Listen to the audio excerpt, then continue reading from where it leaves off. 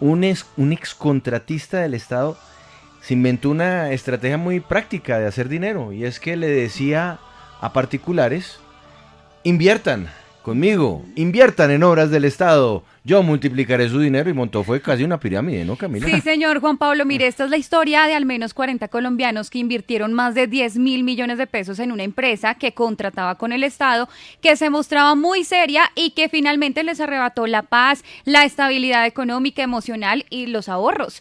Nosotros vamos a mostrarles el catálogo que esta empresa les mostraba a las personas para que invirtieran, porque esta empresa ofrecía insumos médicos, por ejemplo, en la época de la pandemia ofrecía tapabocas, vacunas. Vamos a ver a continuación el catálogo que les mostraba a estas personas, pues para que ellos pudieran invertir. Vamos a ver a continuación A ver, la primera imagen del a catálogo. ver.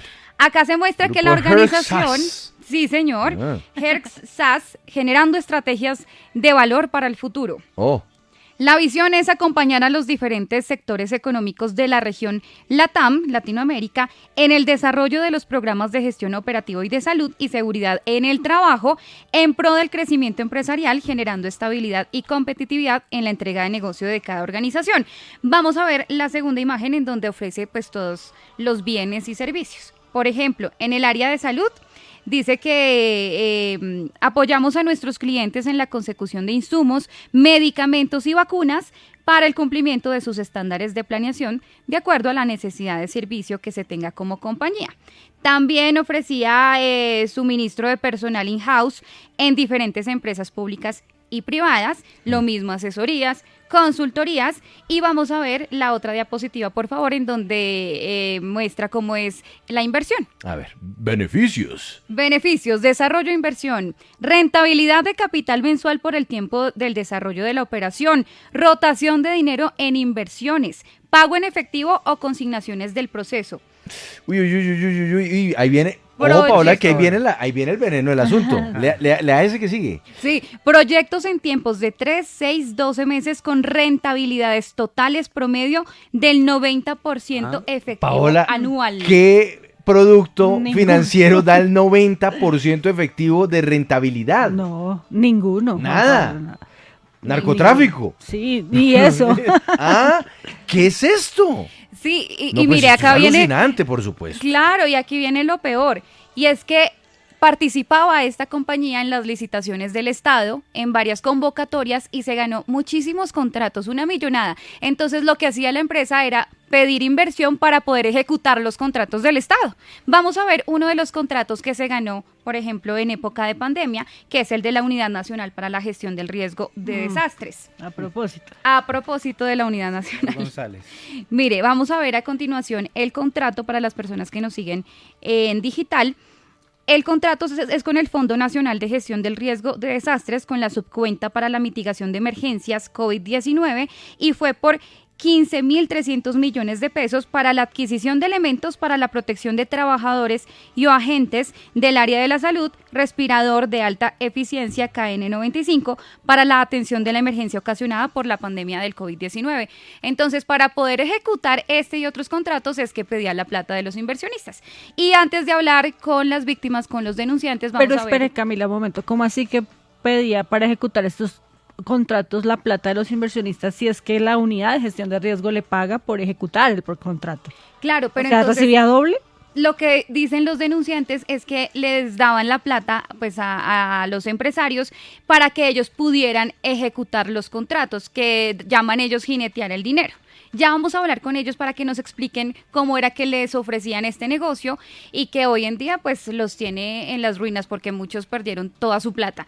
Vamos a ver a continuación otro de los contratos, que es con el Fondo de Adaptación, que también se ganó esta firma, que en este caso fue de 7.800.000 pesos, y que en este caso era para prestar los servicios para realizar los exámenes médicos de ingreso, periódicos, egreso y post-incapacidad a los funcionarios del Fondo de Adaptación, y así con muchísimas entidades del Estado.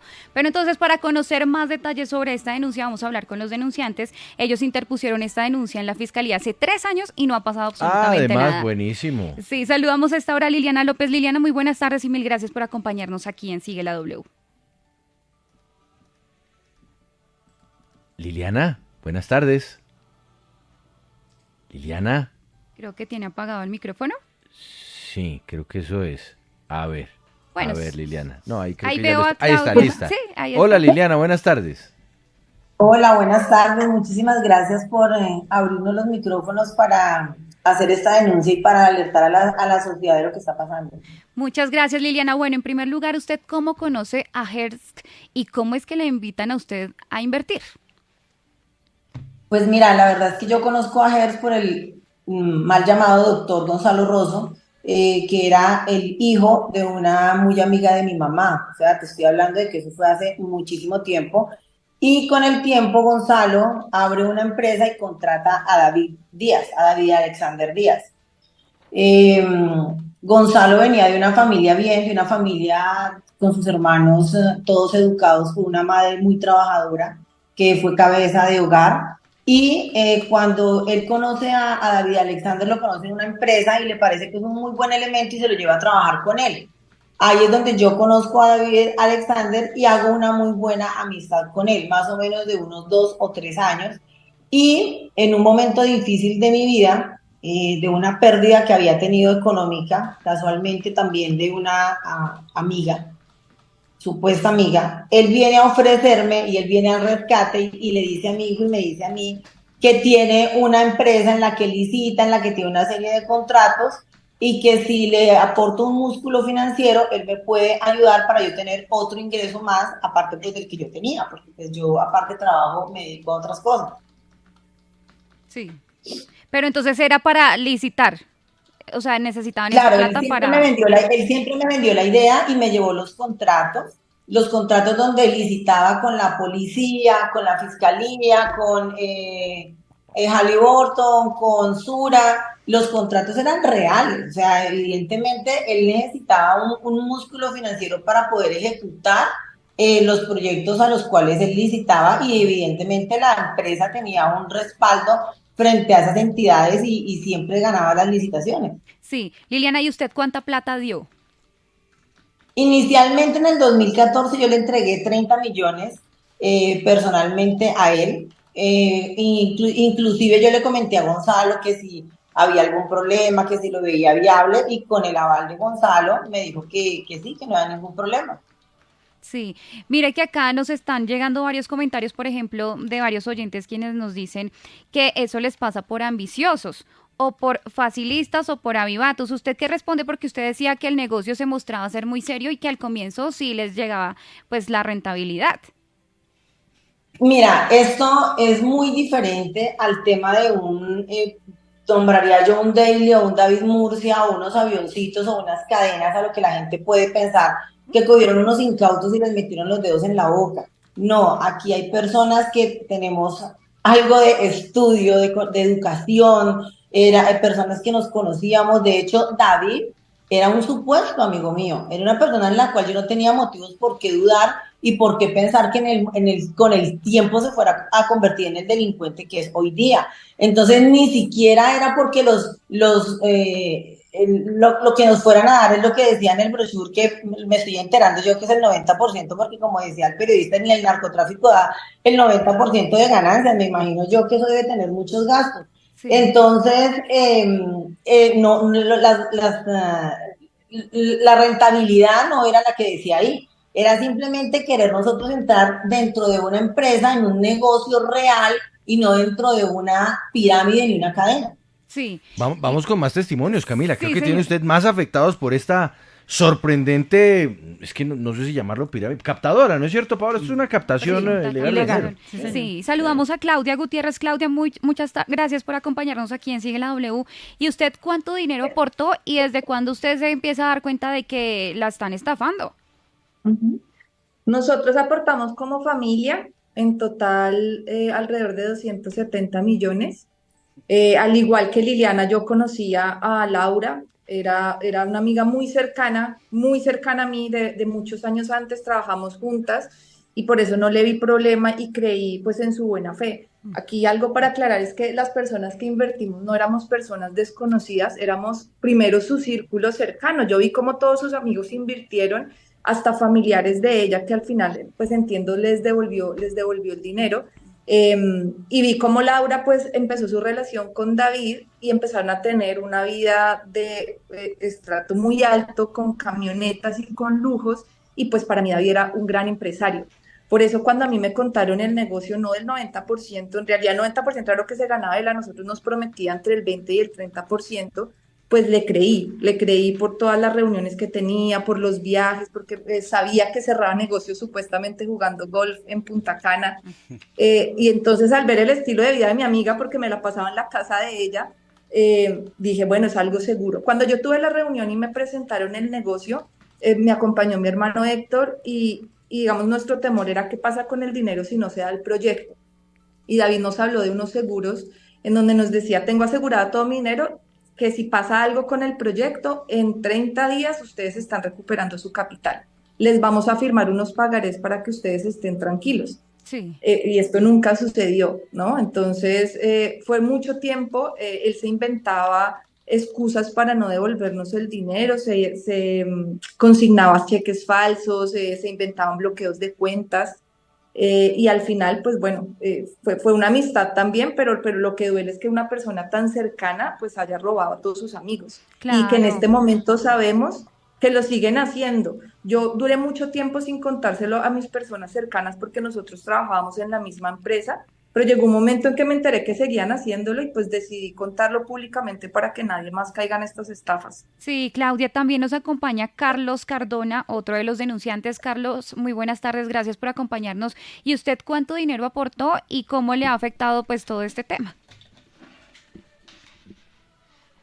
Carlos, Sí, ¿me están escuchando adelante, ya? por favor, lo Ay, sí, escuchamos. señor. Bueno, ok. Yo conocí a David por intermedio de un gran amigo mío en una reunión social. Empezamos a hablar David y yo. Me mostró, digamos que lo de la empresa Hertz. Pensé que era una buena inversión.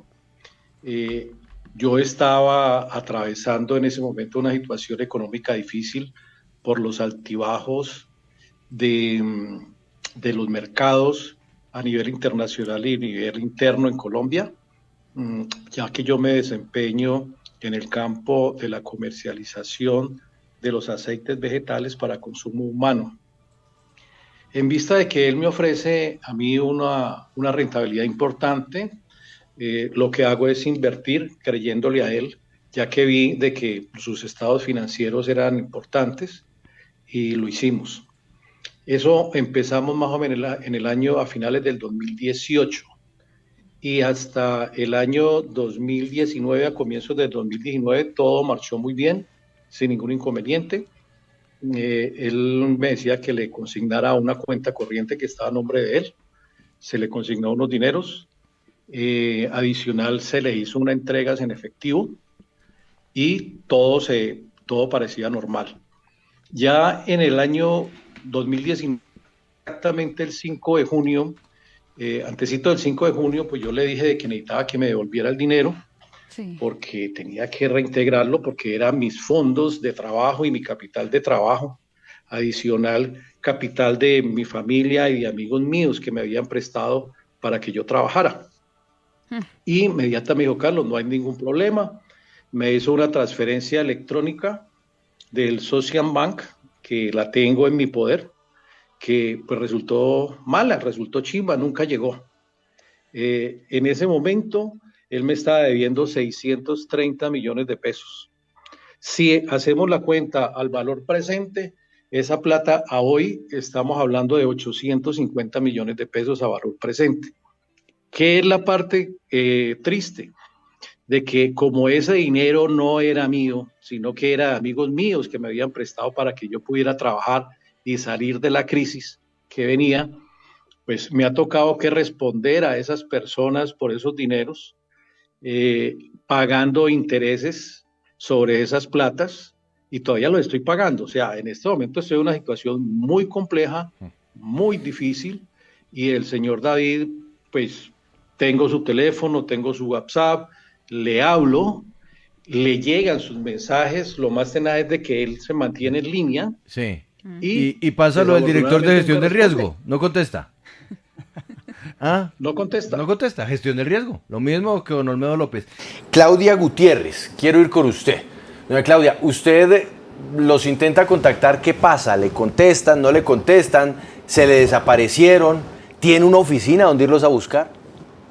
Ellos se desaparecieron en el 2019, yo pierdo contacto con ellos en noviembre, más o menos. Se dan cuenta pues que nosotros pusimos la denuncia civil, una denuncia que ya ganamos, pero pues no ha pasado nada. Y me bloquean de todas las redes. En ese momento cierran su oficina, cierran la IPS, se mudan de apartamento, lo sacan del apartamento porque tampoco habían pagado y me bloquean pues completamente. Hasta mis compañeros de trabajo, que éramos el círculo que nos conocíamos, también los bloquean. Ella me vuelve a escribir 2 años después y me dice que no puede creer que yo le haya hecho todo esto, que preferí la plata a la amistad. Pues lo cual es absurdo, ¿no? Pues porque no sé qué le estoy haciendo yo. Al final ella robó a sus personas más cercanas. Yo me metí al negocio porque Laura y yo éramos muy cercanas. A través de Laura fue que yo conocí a David. Liliana, ¿a usted cómo le ha ido en esa búsqueda de tratar de recuperar su dinero o por lo menos de conversar con los responsables de esta captación de dinero? O peor, lo mismo. Tiradas de teléfono, a Gonzalo en algún momento mi hermana lo ubicó y le dijo que quería hablar con él, dijo que él no tenía nada que ver con eso, que hiciéramos fila con todas las demandas que tenían civiles. A Laura le mandé mensajes de texto, le mandé audios, le mandé todo diciéndole que por favor, que recapacitara, que no se dejara cuentear de David, que no cayera, que no fuera cómplice, nada. David nunca más tampoco me volvió a contestar. Y lo peor de todo, Juan Pablo, es que HER como empresa, o sea, tiene muchísimas complicaciones ya a nivel jurídico, pero ahora parece ser que la cabecilla de esta banda, como se le podría llamar, es Laura.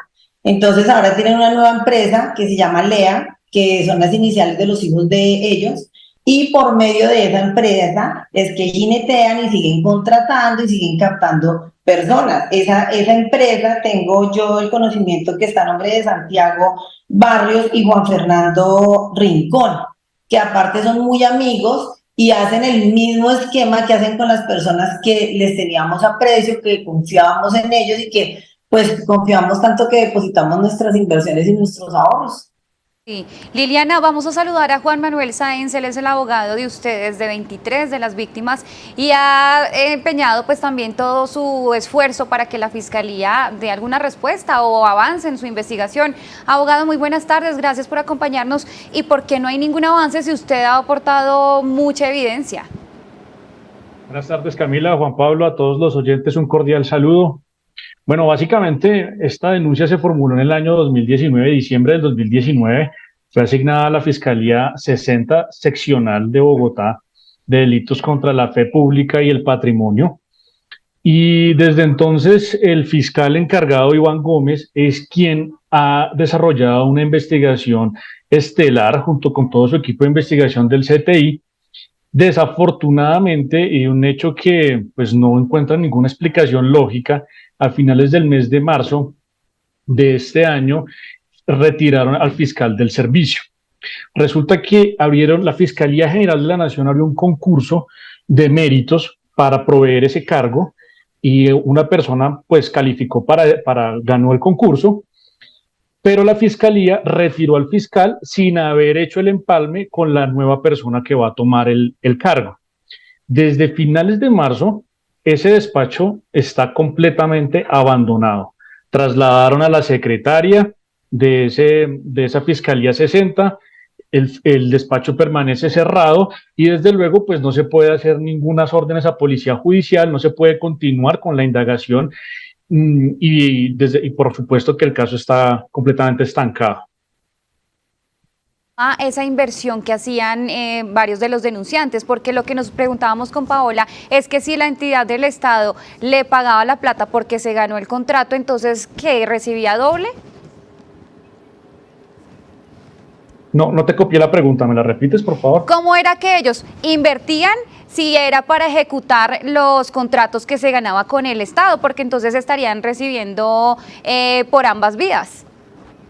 Pues sí, estamos frente a una estructura criminal conformada por varias personas y personas jurídicas, personas naturales y personas jurídicas. Básicamente, el modus operandi que utiliza David Alexander Díaz es hacerse amigo de las personas. Él las convence, se intima con ellas y les promete, como ustedes escucharon, unos réditos bastante jugosos por realizar esas inversiones en Hersk. Básicamente lo que él busca es un fondeo, porque es lo que le explica a los inversionistas o a los prospectos es que necesita un músculo financiero para poder ejecutar o desarrollar esos contratos. Entonces, pues a prima facie lo que se observa es para cualquier inversionista, pues es una inversión muy, muy interesante, porque David los primeros meses, él cumple con lo dicho, con lo prometido, entrega unos réditos de esas inversiones, de esas supuestas inversiones, y después comienza a fallar, comienza a decir que no puede, que ese dinero lo tienen represado, diciendo mentiras, particularmente a las personas de Cali, algunas personas de Cali les dijo que él había, sin autorización, invertido ese dinero en Medimás, y que como Medimás había sido intervenida por la Superintendencia de Salud, entonces que los recursos estaban congelados y que el ADRES no estaba pagando, entonces que deberían tener paciencia. Pero después de las medidas cautelares que varios juzgados de Bogotá decretaron, nos dimos cuenta, o Medimás contestó que no tenía ninguna relación con Hersk o con David y que todo hacía parte pues de un esquema de defraudación. Entonces, pues aquí se configura el engaño de lo que David propuso a través de su vehículo de defraudación llamado Hersk. Abogado, mire que la Fiscalía nos respondió esta mañana y mire lo que nos dice. La Fiscalía Seccional Bogotá, Unidad de Estafas, revisó la carpeta y emitió orden a Policía Judicial para escuchar a la víctima en entrevista y que alleguen los elementos materiales de prueba que acrediten el detrimento patrimonial. La entrevista será apoyada por la jefe de la unidad. En el caso de la Fiscalía 378, solo tenemos una víctima. El otro caso que está en esta unidad está inactivo y por otra parte se está indagando más casos en la unidad de orden económico. ¿Por qué acá solo habla de una víctima? Pues eso es una respuesta libreteada. Definitivamente no tiene... La persona que escribió eso, no sé quién fue que contestó, pero no conoce definitivamente el caso ni de lo que está hablando. El caso que yo represento está compuesto por 23 víctimas, de las cuales durante los últimos 3 años se han aportado elementos materiales de prueba que llevaron al exfiscal Iván Gómez Durán a convencerlo de elaborar una imputación de cargos contra las personas que estamos denunciando. Lo que sorpresivamente ocurre en el caso es que el fiscal intempestivamente fue retirado del cargo. Y es algo que sorprende y que genera una suspicacia bastante delicada, porque la Fiscalía retira del cargo a un fiscal que lleva adelantada no solamente esta investigación, que estamos hablando de alrededor de 10.000 millones de pesos, sino otras investigaciones también bastante considerables, y no reemplaza el cargo. O sea, esto no es una empresa privada en donde las personas renuncian y no hay forma de proveer para ese reemplazo. Estamos hablando que la Fiscalía General de la Nación tiene 23.000 empleados aproximadamente, y una de sus funciones constitucionales es garantizar el acceso de las víctimas a la administración de justicia. Entonces, si no hay fiscal, pues, ¿cómo va a continuar la investigación y cómo van a poder las víctimas acudir ante un juez de la República para que se les resuelva su caso? Pues abogado Juan Manuel Sáenz, en realidad esta es una historia que lo deja a uno desconcertado, porque además todas las semanas estamos contando nuevos casos de nuevas captadoras que se inventan con cualquier excusa, además, con cualquier excusa. Hace unos días era la captadora de las empresas de marihuana, otro día es la captadora que gira en torno a las criptomonedas y en fin, lo que uno esperaría es que haya una acción rápida de la justicia y no que pasen los años y los años y los años y personajes responsables de algo así tan abominable que además pues genera no solamente problemas económicos, sino hasta psicológicos. Creo que hay algunas de las víctimas que tienen ya problemas psiquiátricos por cuenta de una situación como esta, y que la lentitud de la justicia sea la reina. Esto es de no creer. Óigame, y a nivel de superintendencias, ¿ha habido alguna acción? Sí, señor. La Superintendencia de Sociedad nos acaba de responder también que se encuentra adelantando la correspondiente investigación administrativa en su etapa preliminar, en donde se consultan otras entidades públicas y privadas, además del análisis de las fuentes investigativas internas y externas, para determinar hechos objetivos o notorios que reflejen los supuestos de captación ilegal. Eso es lo que nos dice. Hasta ahora está en una etapa preliminar, y eso que esta denuncia nos dice la Superintendencia la conoció en enero de este año por parte del abogado Juan Manuel Sáenz. Mire usted, dice R y tiene toda la razón. Y por internet sí que hay bastanticas de estas captadoras. Uy, sí. Se multiplican, le llegan a uno por Instagram, le llegan por Facebook, en fin. A doña Liliana, a doña Claudia, a don Carlos, al abogado Juan Manuel Sáenz, muchas gracias por estar con nosotros.